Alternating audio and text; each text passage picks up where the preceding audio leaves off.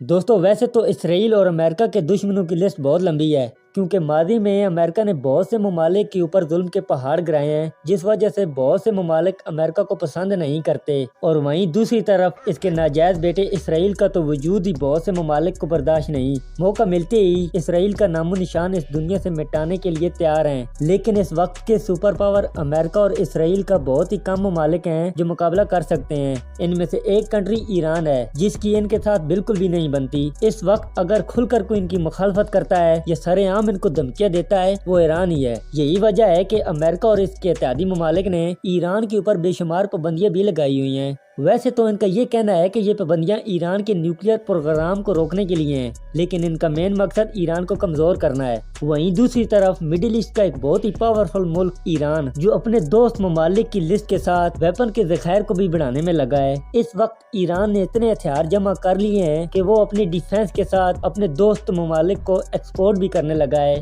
جیسا کہ اس نے رشیا کو سوسائڈ ڈرونز، ان گائیڈڈ راکٹ لانچر کے ساتھ بہت سے اور اقسام کے ویپن بھی بیچے ہیں۔ اس ویڈیو میں ہم دیکھیں گے ایران کے کچھ بیسک فیکٹس کے علاوہ ایرانی فوج کی فائر پاور۔ لیکن ویڈیو شروع کرنے سے پہلے میرا آپ سے ایک سوال، ان میں سے کون سا طیارہ 5th جنریشن طیارہ ہے، J-20 یا J-10؟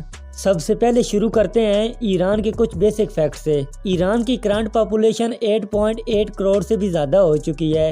یہ دنیا کا 18واں سب سے بڑا ملک ہے۔ ایران کی جی ڈی پی $2.1 ٹریلین ہے، جو کہ کافی اچھی ہے، اور اس کی جی ڈی پی کا گلوبل رینک 11 ہے۔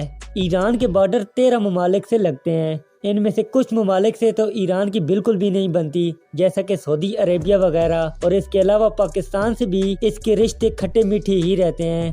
ایران کی فوج کا گلوبل رینک 17 ہے۔ ایران کی اپنی کنٹری سے باہر 3 ممالک لبنان، سیریا اور عراق میں ملٹری بیسز ہیں۔ ایران کے پاس 4.5 لاکھ ایکٹیو سولجر اور 2 لاکھ ریزرو فورس کے ساتھ 2,70,000 اسلامک ریولوشنری گارڈ بھی ہیں۔ ان کی آرمی کا ڈیفنس بجٹ پچھلے سال $26 بلین تھا۔ اس کے بعد دیکھیں ان کے پاس نیوکلیئر ویپن تو کوئی بھی نیوکلیئر وار ہیڈ ایران کے پاس نہیں ہے، لیکن ایران اس کی کوشش میں لگا ہے جو جلد ہی بنا لے گا۔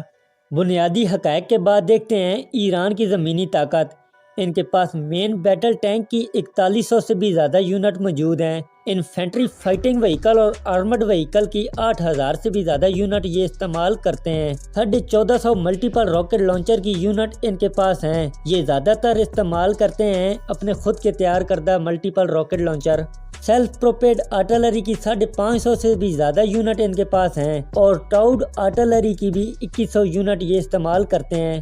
اس کے بعد دیکھیں ایئر ڈیفنس سسٹم، تو اس میں ایران استعمال کرتا ہے S-300 کے ساتھ کئی اقسام کے اپنے خود کے گھر میں تیار کردہ ایئر ڈیفنس سسٹم۔ یہی ہے ایران کی زمینی طاقت۔ اس کے بعد دیکھتے ہیں کہ ایران کی فضائیہ کتنی طاقتور ہے۔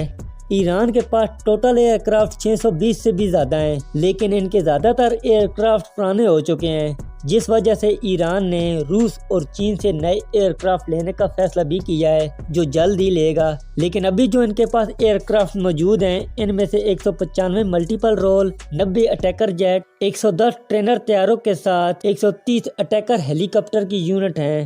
اس کے علاوہ دیکھیں ان کی فضائیہ کے ڈرون، تو ہر قسم کے ڈرون کی 180 یونٹ ان کے پاس ہیں۔ یہی ہے ایران کی فضائیہ کے کچھ مین ویپن۔